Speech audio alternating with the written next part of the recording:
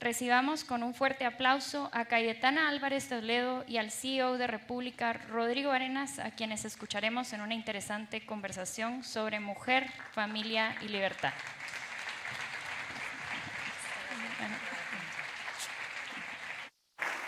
Hola. Hola a todos, buenas tardes, muchas gracias. Primero que nada quisiera que se den un gran aplauso a todas ustedes, porque realmente es increíble la cantidad de mujeres, y nos faltan hombres, que estamos aprendiendo hoy acá. Para mí es un honor estar contigo hoy aquí, Cayetana, gracias.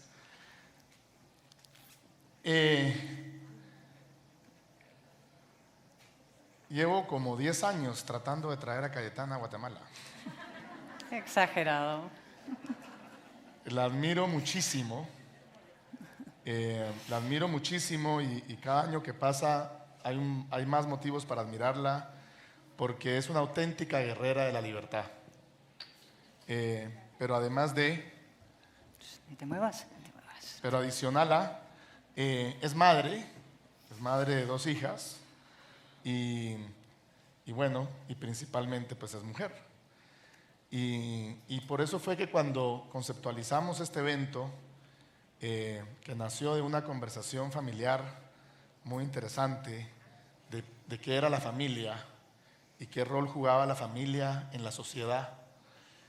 Y en todo me preguntó mi sobrina, Rodri, pero ¿por qué la izquierda ataca tanto a la familia? Y bueno, se desarrolló una conversación muy interesante y llegué a la conclusión de que era muy importante que abordáramos este tema. Porque en primer lugar, pues sí, ¿verdad? Tenemos, gracias a Dios, a la mitad de la sociedad son mujeres. Son definitivamente el sexo fuerte, eso está clarísimo, por mucho. Pero además de eso, son el centro de la familia, son el núcleo de la familia. Yo tengo 6 hijos y no sé qué harían mis hijos y sus mamás, ¿verdad? 6 hijos con una esposa y una ex esposa. Que quede claro. Y no sé qué harían realmente mis hijos. Ya me pusieron nerviosísimo, pues. Sin sus mamás. O sea, realmente mi familia definitivamente no tendría ni pies ni cabeza si no tuviera a la esposa que tengo. Y mis hijos, estoy seguro, no tendrían ni la mitad de oportunidades que tienen en la vida o que tendrán en la vida si no tuvieran a la mamá que tienen. Pero además de todo eso, nos lleva a que la familia es el centro de la libertad. La familia, y esta discusión la tuvimos un poquito durante la pandemia, en el único lugar en donde realmente no había gobernante, no había nadie que nos pudiera decir a nosotros si podíamos estar, o que le pudiera decir a mi esposa si podía estar a 1 pie o a 1 metro o abrazando a 3 centímetros a su hijo, aunque tuviera COVID, era en su casa, era en nuestra casa. En cualquier hospital, en cualquier lugar, el Estado ponía las reglas. En nuestra casa no. En nuestra casa las reglas las pusimos nosotros, mi esposa, principalmente. Y las cosas más lindas era que si cualquiera de nuestros hijos se enfermaban, podíamos estar con ellos entre el cuarto. Eso no hubiéramos podido hacerlo en un hospital, y mucho menos en un hospital ni privado ni estatal. Entonces, y aquí viene la primera parte de la conversación, porque la conversación originalmente iba a ser solo de mujer, familia, libertad, pero estamos en una coyuntura política y tenemos probablemente a una de las mejores 3 o 5 políticas hispanoamericanas, con nosotros en Guatemala, y estamos viviendo una coyuntura que yo creo que no me perdonarían si no hablamos también de política, ¿no? O sea, no podemos no hablar de política en la coyuntura que estamos viviendo en Guatemala. Es más, consideramos en un momento dado, pero las elecciones fueron hace muy poco. Entonces, vamos a dividir la conversación en 2, más o menos. Vamos a tratar de manejar la primera parte de la conversación alrededor para lo que fue invitada Cayetana, que es mujer, familia, libertad. Y la segunda parte de la conversación Vamos a tratar de hablar un poquito más de temas políticos, que al final del día Cayetana es experta en todo. Cayetana, tú como madre, como mujer en primer lugar, como madre y como guerrera de la libertad, ¿cómo miras estos tres pilares en los que nosotros creemos que se sostiene una sociedad próspera, que es mujer, familia, libertad? ¿Qué rol juega esa triada, ese triángulo tan importante? ¿Y por qué creerías tú que para algunos es importante romperlo? Bueno, muy buenos días a todos. Es un enorme placer estar en Guatemala. Tenéis un país maravilloso, sublime, que había visitado ya varias veces, pero es verdad que hace algunos años que no volvía y estoy encantada de volver, y me quedo pocas horas, pero prometo quedarme más tiempo. Amenazo con quedarme más tiempo la próxima vez. Y muchas gracias, Rodrigo, por tener esta conversación, ¿no? Son muchos temas de los que podemos hablar. Yo me gustaría hacer como unas consideraciones previas sobre este asunto, ¿no? Que es un asunto muy importante y que domina buena parte del debate público contemporáneo, ¿no? El asunto de las mujeres, las relaciones entre las mujeres y los hombres. De hecho, yo vengo ahora de campaña electoral. Tuvimos elecciones el domingo en España, que fueron regular. Pero bueno, tuvo algunos momentos la campaña interesantes, ¿no? Hubo un momento de un debate electoral en el que uno de los candidatos le preguntó al presidente del gobierno, un socialista, y a la vicepresidenta del gobierno, una comunista, ¿qué es una mujer? Ninguno de los dos pudo contestar. Se quedaron en silencio, buscaban cómo salir del brete. No se pudo contestar a la pregunta de qué es una mujer, es decir, persona adulta de sexo femenino. Tampoco es tan complicado, ¿no? Pero esto es para demostraros hasta qué punto el debate sobre el género, el sexo, mujeres, hombres, se ha complicado en los últimos tiempos, ¿no? Y tenemos una izquierda que se mueve en un asunto paradójico, que por una parte niega las diferencias biológicas entre hombres y mujeres y dice que son simplemente culturales, hasta el punto de borrar la categoría de mujer, y por otra parte que también colectiviza a los hombres y a las mujeres, nos trata como colectivos, como bloques monolíticos. Y yo lo primero que quiero decir hoy, porque estamos entre muchas mujeres, y es verdad, ojalá hubiera más hombres, porque estas son conversaciones para tener entre todos, es que nadie tiene derecho a hablar en nombre de las mujeres invocando un atributo identitario. Es decir, en mi nombre no puede hablar una mujer por el hecho de ser mujer, así como no permito que un hombre hable en mi nombre por el hecho de ser un hombre. Es decir, no somos un colectivo granítico, monolítico, que piense lo mismo, que siente lo mismo o que vote lo mismo. Es decir, somos únicas, somos distintas, tenemos sensibilidades, prioridades, preferencias cada una de nosotras. Yo siempre digo que el hecho de que, no sé, Cristina Kirchner, por ejemplo, o Delcy Rodríguez, o Sandra Torres, compartan conmigo, digamos, la misma combinación de cromosomas, los mismos órganos sexuales, no nos convierte en correligionarias y a ellas, desde luego, no en portavoces de mi posición política. Lo digo esto porque esto está pasando. Desde la izquierda dicen, nosotros hablamos en nombre de la mujer. Oiga, no.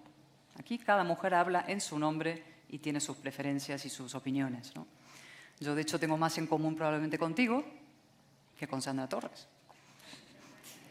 O con Emmanuel Macron que con Marine Le Pen, por irnos a un caso extranjero. Y desde luego tengo muchísimo en común, por ejemplo, es verdad, con Isabel Díaz Ayuso, española, o con María Corina Machado, en Venezuela, pero probablemente porque lo que nos distingue y lo que nos une es una misma manera de entender la libertad y la necesaria valentía, coraje y fortaleza en su defensa, ¿no?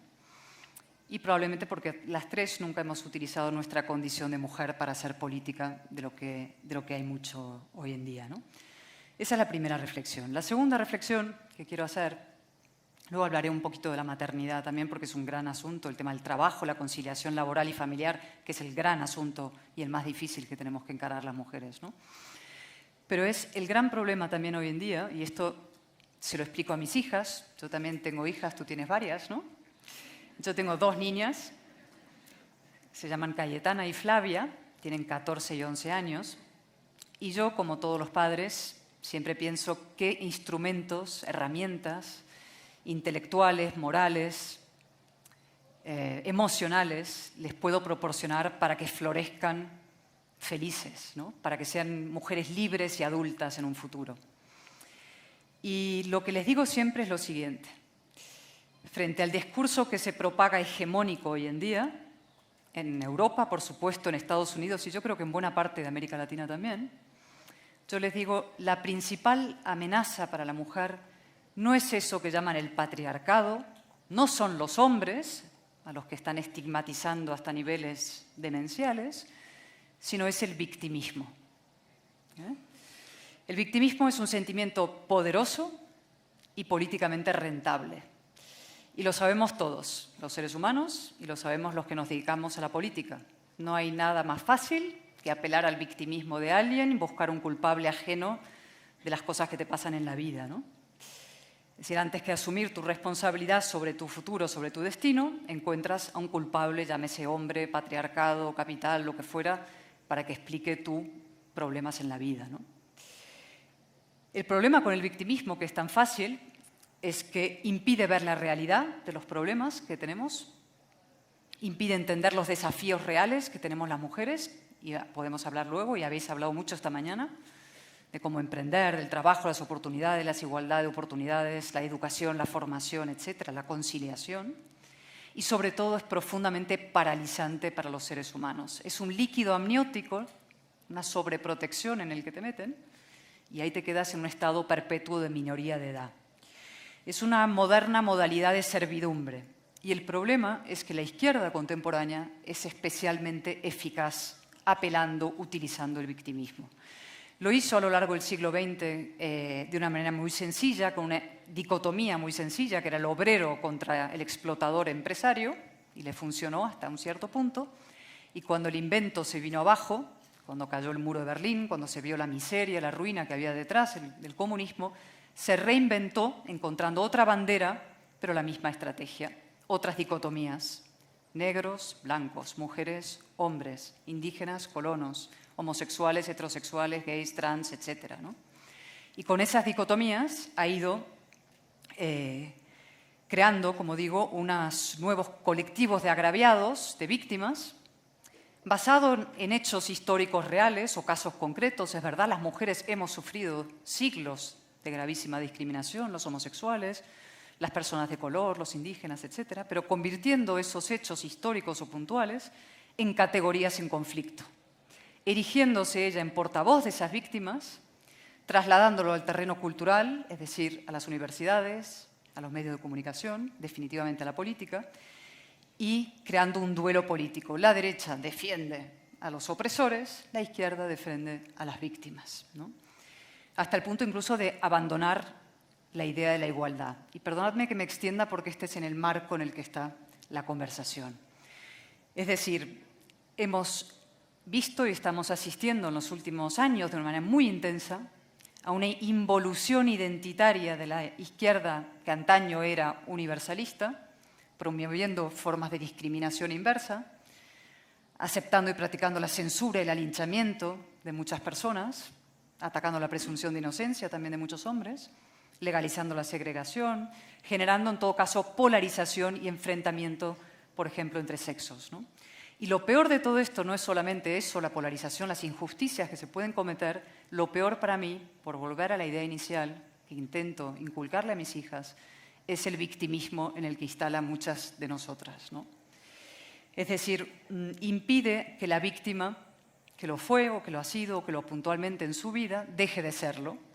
Porque cuando esa víctima deja de serlo, esa izquierda tutora, maternal, que la protege, sobreprotectora, deja de ser relevante y pierde su función social, ¿no? Con lo cual necesita que permanentemente siga habiendo agraviados, y si no los hay, los inventa. Nuevos géneros, nuevos colectivos de minorías teóricamente atropelladas. Y eso es lo que ha pasado esencialmente, lo que está pasando en algunos discursos, desde luego en Europa, digo, luego hay situaciones puntuales que tenemos que abordar, y en Estados Unidos, o en el discurso general político con el debate de los hombres y las mujeres. Entonces, ya para redondear esta idea, y paso brevemente a lo de la maternidad y luego pasamos a otros temas si quieres, ¿no? ¿Qué le digo yo a mis hijas, ¿no? Para empezar, qué suerte ser mujeres. Si fuera varones, yo no sabría muy bien qué decirles en estos tiempos, pero bueno. Las mujeres, yo les digo, primero, como los salmones, contra la corriente y río arriba, siempre en la vida. Fueran hombres o mujeres, en la vida al baño María no existe.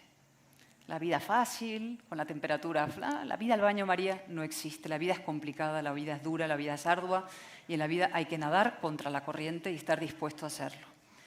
En segundo lugar, que los hombres no son sus enemigos frente a lo que les están inculcando en los medios de comunicación, en su entorno cultural, ¿no? Son sus amigos, sus aliados, sus hermanos, sus padres, sus hijos, sus amantes, algún día sus maridos, ¿no? También podemos hablar de los hombres luego. Por supuesto que ellas no nacen víctimas y que el victimismo, insisto, es el peor camino para salir adelante. Desde el victimismo no se sale. Que no hay éxito sin esfuerzo, sin riesgo, sin asumir riesgos y sin sacrificios.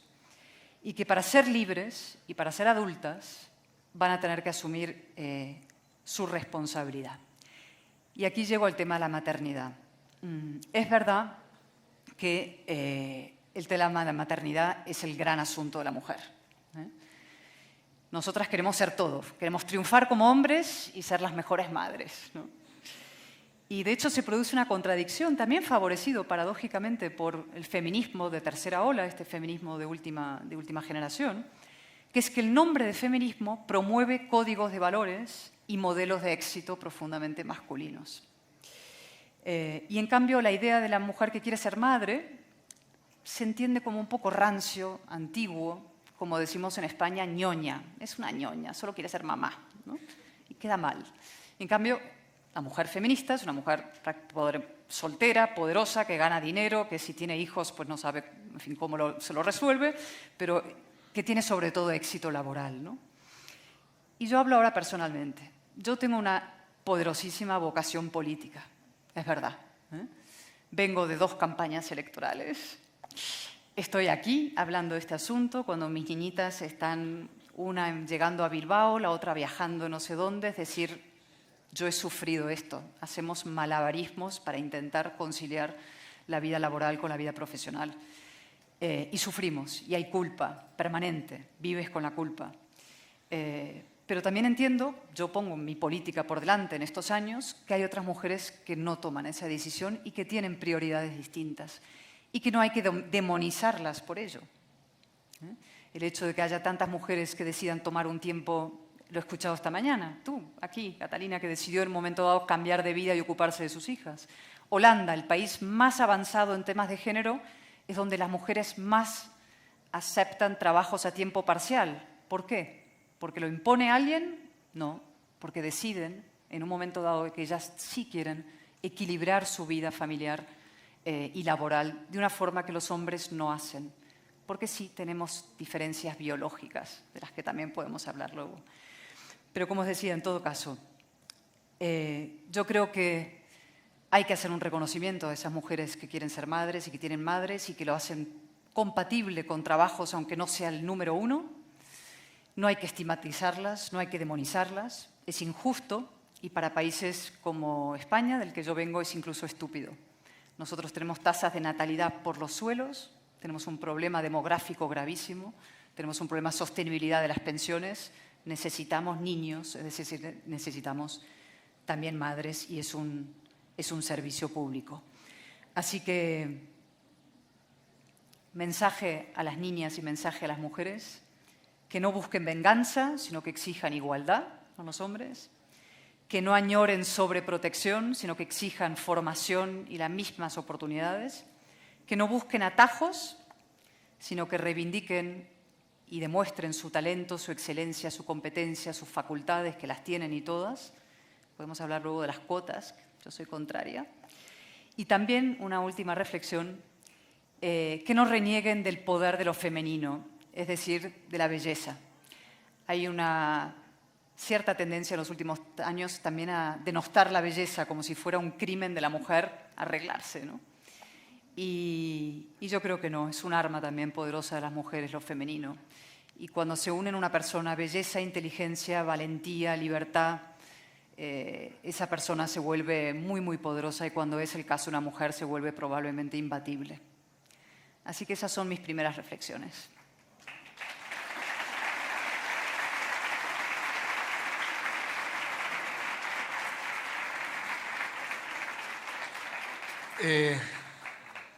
Se los dije, es espectacular. A mí me quedo, dijiste, pues creo que demasiadas verdades con tu usual elegancia y contundencia. Y me quedo con dos muy importantes. La primera es la igualdad. Verá, la igualdad creo que es una de las cosas más importantes, la verdadera igualdad. Cayetana tiene una organización que se llama Libres e Iguales. Y cuando me contó, yo le dije, pero ¿cómo así iguales? Me dice, iguales ante la ley. Es la única igualdad que realmente podemos aspirar. Pero realmente esa igualdad de oportunidades ante la ley, etcétera, es lo que realmente nos pone a los hombres y a las mujeres, a cada uno en su justa dimensión. Y eso es lo que me lleva al segundo comentario, que sería esa realización como madre que llamas tú, ¿verdad? Que yo creo que es tan importante que como sociedad la valoremos, porque yo creo que es igual o más valiosa que cualquier CEO la madre que le entrega 3 o 4 o 2 o una persona buena a la sociedad, ¿verdad? Esa madre que logra que su hija o su hijo o sus hijas o sus hijos sean realmente buenos para la sociedad, sean agentes de cambio, agentes de desarrollo, de progreso, le entregaron a la sociedad igual o más que muchísimos empresarios, emprendedores, CEOs. Entonces creo que esa es una de las grandes lecciones. Y estoy obligadísimo a entrar en la parte política más profunda. Progresismo, socialismo, comunismo, ¿verdad? Tú decías, tienes un presidente socialista y una vicepresidenta comunista. Yo creo que la diferencia entre los comunistas y los socialistas es que los comunistas estaban acostumbrados a someternos los cambios de golpe. Los comunistas, ahora los socialistas se llaman progresistas porque lo hacen progresivamente. Pero al final del día nos quieren llevar a exactamente el mismo lugar. Entonces pongámosle el nombre que quieran, pero son progresistas, socialistas o comunistas, que nos quieren llevar a eso, que han usado el victimismo, que han usado esa lucha de clases. Esa lucha, como tú dices, empezó en el comunismo, la lucha de obrero contra patrono. Hoy eso se les acabó, o no se les acabó porque lo siguen haciendo, pero hoy ya lo multiplicaron por 50. Ya es, como tú dices, hombres, mujeres, homosexuales, heterosexuales, en fin. Nosotros hoy estamos ante una segunda vuelta electoral muy complicada en ese sentido. Tenemos una mujer de ADN socialista, aunque ahora dice que es conservadora, pero fue la vicepresidenta de la Internacional Socialista muchos años, fue íntima de Hugo Chávez, de Cristina Kirchner, en fin, fue parte de todo ese grupo. ¿Ha evolucionado? No lo sé, no quiero saberlo realmente, no quiero averiguarlo estando ahí en el poder. Y tenemos también un partido que se llama Progresista, que va también a segunda vuelta, que habla mucho de estas diferencias que estamos hablando. Habla mucho de que los empresarios son los malos, los trabajadores son las víctimas. Hablan mucho de que si no se apoya a los homosexuales, somos homofóbicos. Habla mucho de que el victimismo de la mujer, en fin, generan mucho esa controversia. Yo quisiera preguntarte, ¿cómo lo ves tú? ¿Cómo ves ese tema? ¿Qué tan peligroso es? Y cómo aplica eso, en este caso, en este contexto, a la mujer. Muchas cosas. A ver, ¿por dónde empezamos? Bueno, primero que lo peor que hay es el pesimismo, ¿eh? Y el pesimismo es el principal aliado del populismo. El pesimismo es la coartada de los cobardes, de los que no quieren hacer nada, se quedan en su sofá y opinan sobre lo mal que va todo. Y sobre todo digamos, el pesimismo, como te decía, es principal aliado del populismo porque el apocalipsis es como otra forma de utopía, ¿no? Hace falta que venga un caudillo, un salvador a poner orden, ¿no? Con lo cual, lo primero es no caer en el pesimismo, ni en la preocupación, ni en la alarma, ¿no? Al revés, lo importante es ponerse en marcha y trabajar para revertir las situaciones políticas cuando tornan malas y empezar a construir alternativas de libertad y de razón en nuestros países. Yo sé que tenéis unas elecciones difíciles en agosto, que en el fondo se parecen a muchas que han vivido otros países de América Latina, que es cuando se elige el mal menor, ¿no? Es eso de ir a votar con la nariz tapada para ver qué es menos malo, ¿no? Y que es una sensación muy desagradable, porque uno quiere ir a votar con ilusión y con convicción y con ganas alternativas buenas para su país. Y cuando esto pasa, empiezas a reflexionar y a decir qué hemos hecho mal en estos años, ¿no? Pero sobre todo lo que hay que pensar hacer, por eso hablo del optimismo y el pesimismo, es qué podemos hacer a partir de ahora, ¿no? Para construir, insisto, una alternativa que sí sea la que nuestros países necesitan, ¿no? Y para eso, primero hay que desenmascarar a estas izquierdas y las operaciones de relato, de narrativa que construyen, que se parecen mucho en todos nuestros países. Esto que has dicho de la división y la polarización entre unos y otros es lo mismo que en España, lo mismo que pasa en Colombia, pasa en Chile, pasa en Argentina, pasa en muchos países de Europa. Es decir, es una estrategia del divide y vencerás. Es una estrategia que levanta banderas identitarias para socavar el suelo democrático común, ¿no? Yo siempre digo, los seres humanos venimos del fondo oscuro de la tribu, ¿no? Venimos de tribus. Pero el viaje de civilización fue precisamente un viaje de exploración al encuentro de otras tribus y de los que eran distintos de nosotros, ¿no? Dejamos el miedo, la envidia y salimos al encuentro de los que eran diferentes. Y en ese viaje de civilización se alumbra una idea extraordinaria y absolutamente maravillosa y luminosa, que es la idea de ciudadanía.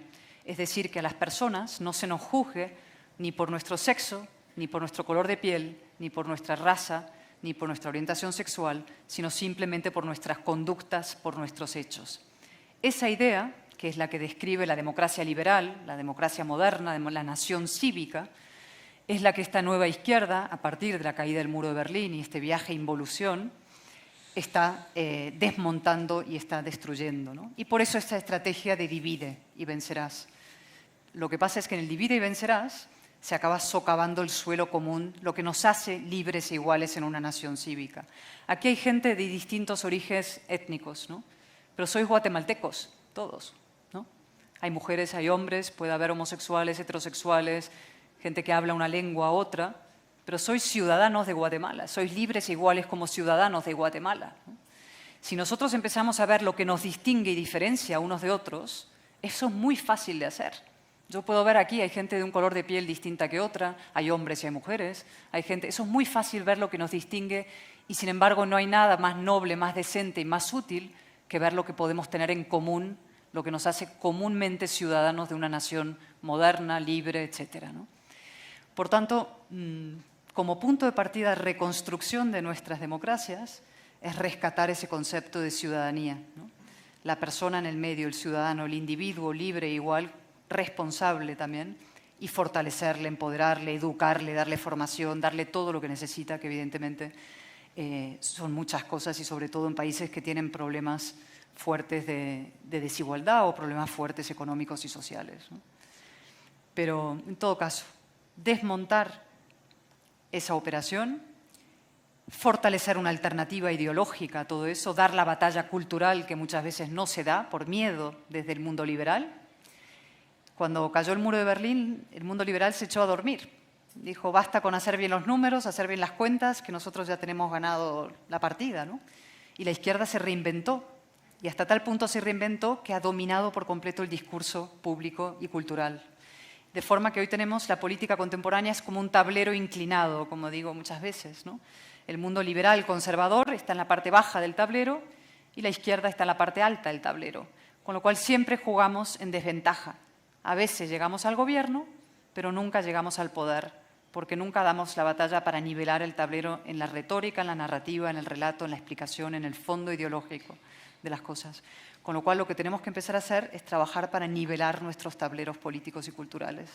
El vocabulario, los temas de los que hablamos, cómo hablamos de ellos, cómo hablamos de mujeres, cómo fortalecemos a la mujer, evidentemente, pero desde la libertad, desde su derecho a elegir libremente qué carreras quieren, desde el respeto al hecho biológico de que es verdad que no somos idénticos hombres y mujeres.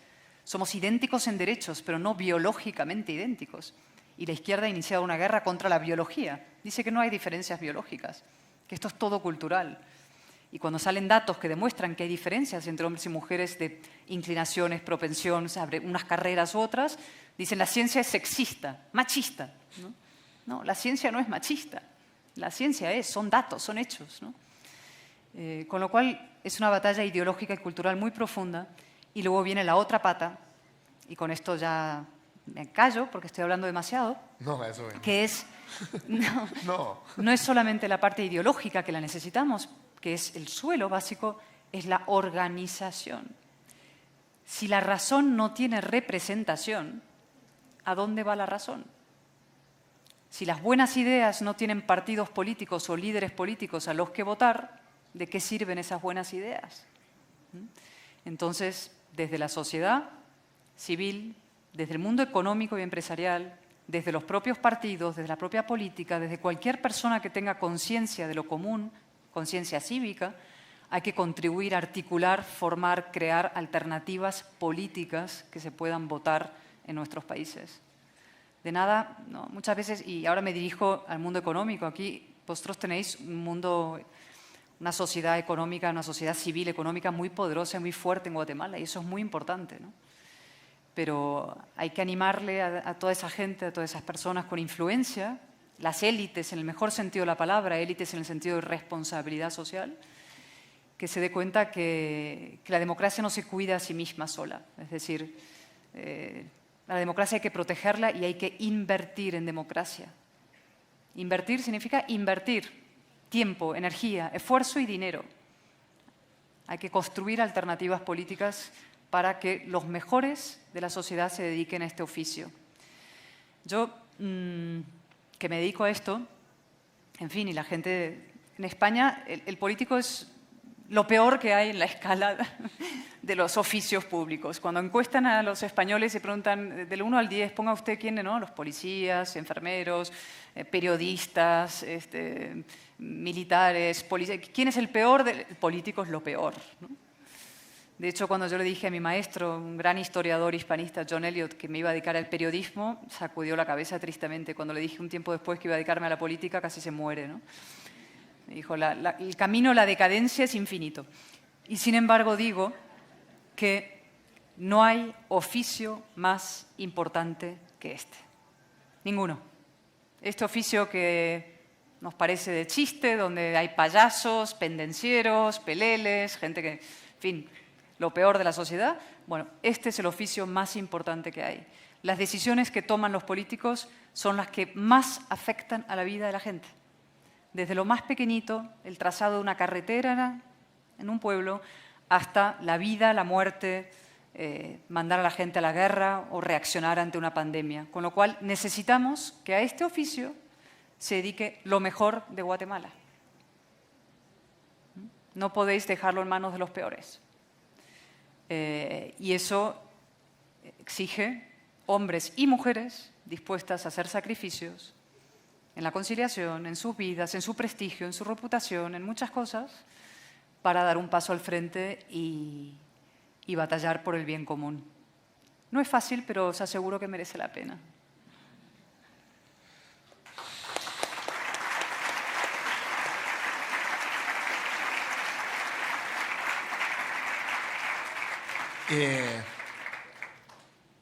Con esto, lamentablemente, tenemos que ir terminando, pero mi pregunta aquí sería,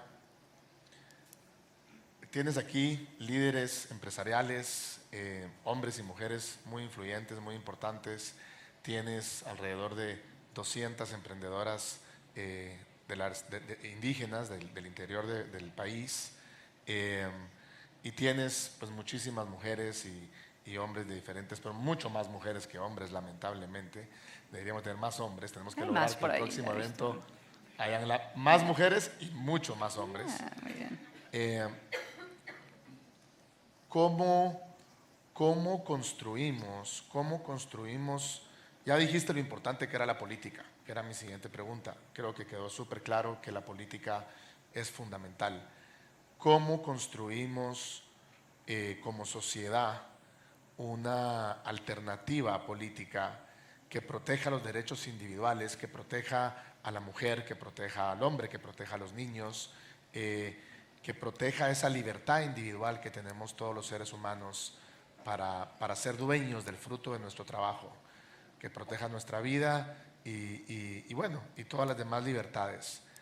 ¿Cómo propones tú o cómo crees tú que pudiéramos construirlo? ¿Qué nos dirías? Pues con muchos eventos como este, todavía más grandes, que seguro que lo lograrás, y juntando, insisto, a todos los sectores de la sociedad, mezclando a la política con la empresa y a la sociedad civil y a las mujeres indígenas emprendedoras, a quienes no son, y a las personas que trabajan en distintos ámbitos. Tiene que haber una conversación pública nutrida, fuerte y poderosa y muy libre. Hay que tener convicciones, coraje y capacidad de desafío, ¿no? Es verdad que esto lo digo siempre, ¿no? La izquierda contemporánea o bueno, las fuerzas reaccionarias, etcétera, los autoritarismos, plantean una disyuntiva muy perversa, ¿no? Te dicen sumisión o conflicto.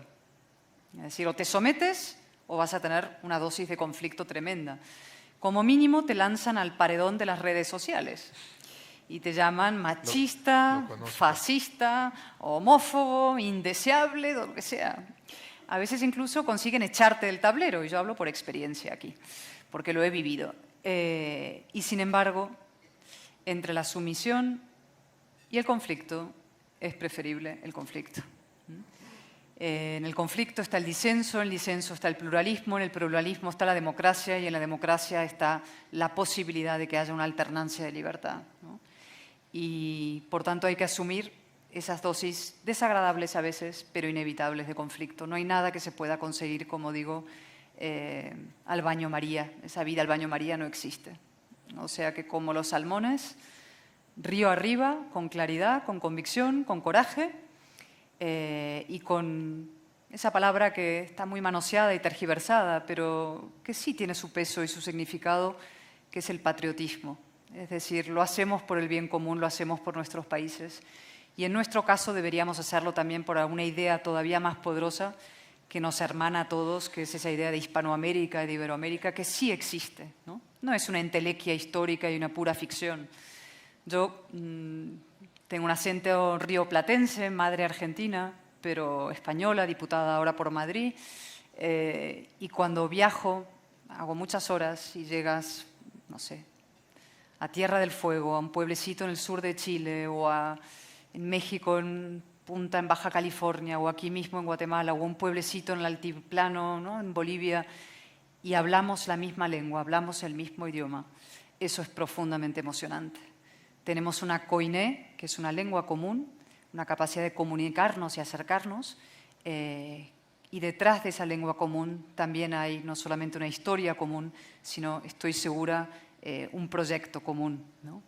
Y ese proyecto, fijaros, en 1810, en la Constitución de Cádiz, en principios del siglo XIX, cuando se redacta esa maravillosa Constitución, la primera Constitución liberal, asediados los diputados que eran de ambos hemisferios, ¿no? Los diputados que venían de toda América y los diputados españoles, asediados en la isla de San Fernando, en Cádiz, ante el asedio francés. Las tropas napoleónicas habían invadido, ¿no? El absolutismo francés pretendía quedarse con España, la península, y estos diputados liberales de toda Hispanoamérica se reunieron y redactan una constitución tan bonita que dice, ¿no? Nosotros españoles de ambos hemisferios, etcétera, etcétera.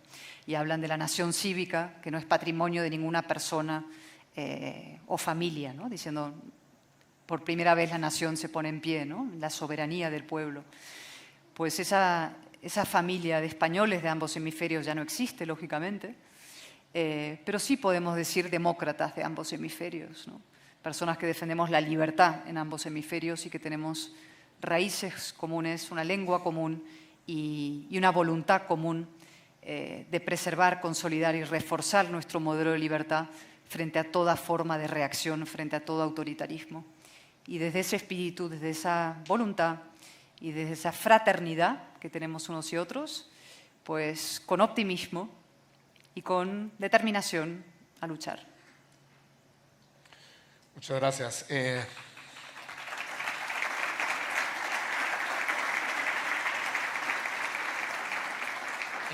Entre la sumisión y el conflicto, escojamos el conflicto. Creo que es un mensaje muy poderoso y al final del día así es, ¿no? La libertad no se cuida sola. La libertad, la democracia no se cuidan solas. Han tocado, lo hemos tenido que batallar durante generaciones y yo creo que va a seguir siendo una batalla eterna, porque siempre lamentablemente van a haber personas que van a querer la sumisión. Y esto me lleva a la última pregunta y que quisiera que nos dejes ahí un mensaje, porque el otro mensaje que me queda claro en esta conversación es optimismo, ¿verdad? Tenemos que ser optimistas porque los pesimistas pues son ahí sí que la gasolina, el combustible de los populistas. ¿Qué mensaje nos dejas como población ante 4 años muy inciertos que tenemos? Un país que tiene muchísimas oportunidades por delante y que realmente tenemos que hacer mejor las cosas. Tenemos de entre 16 y 18 millones de habitantes, solo Dios sabe realmente cuántos tenemos, pero tenemos entre 16 y 18 millones de habitantes que realmente tenemos que lograr que el país genere las oportunidades, genere las condiciones de prosperidad para que realmente todos podamos tener esa oportunidad de realizarnos. ¿Qué mensaje nos darías en esa línea y con qué mensaje cerrarías para que nos vayamos con esa dosis de optimismo y con la valentía y el coraje que se requiere para aceptar el conflicto? Pues mira, el populismo es el atajo de los mediocres. Eso hay que saberlo y decirlo. Es decir, para el populismo vale cualquiera. Para salir mañana, ahora, esta tarde en la plaza con un micrófono y empezar a enardecer a las masas, apelando a sus bajas pasiones, a sus, no sé, al victimismo o la envidia o las ficciones, ¿no? Prometer soluciones mágicas a problemas difíciles. Para eso vale cualquiera. Cualquiera lo puede hacer. Hasta yo podría subirme a un micrófono y empezar a arengar, ¿no? En cambio, para movilizar con la razón, con la inteligencia, hay que valer. Es decir, es verdad que hacen falta los mejores, ¿no? Sin embargo, yo creo que es perfectamente no solo deseable, sino posible. Yo creo que a todos los populistas les une una cosa, de izquierdas o derechas, que es que toman a los ciudadanos como idiotas. Los toman como si fueran menores de edad. Y yo no creo que los ciudadanos sean idiotas, no creo que los guatemaltecos sean menores de edad, ni que sean tontos. Y que si desde la política y desde las instituciones se les habla con respeto a su inteligencia, es decir, con verdad, responderán. Y en todo caso, como digo siempre, yo si algún día cuando me muera, que todos somos inmortales, qué remedio, a ver si descubren la fórmula de la inmortalidad, me gustaría que en mi lápida alguien pusiera, ¿no? Por ella no quedó. Yo siempre digo que por mí no quede.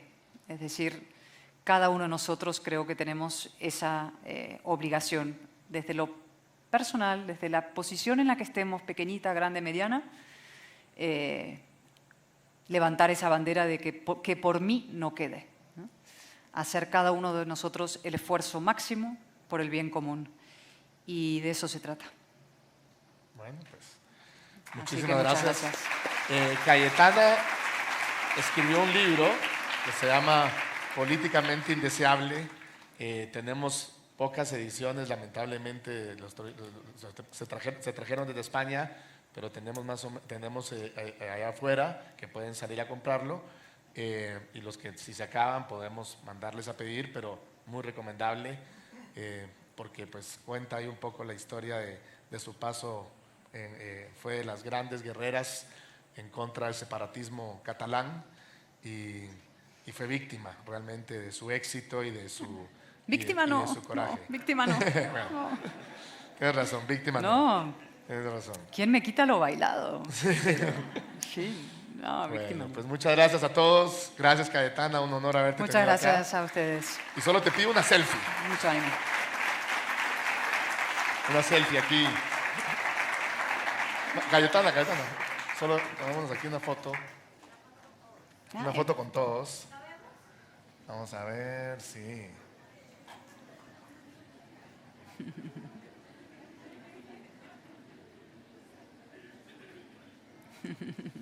Bueno, gracias. Muchas gracias.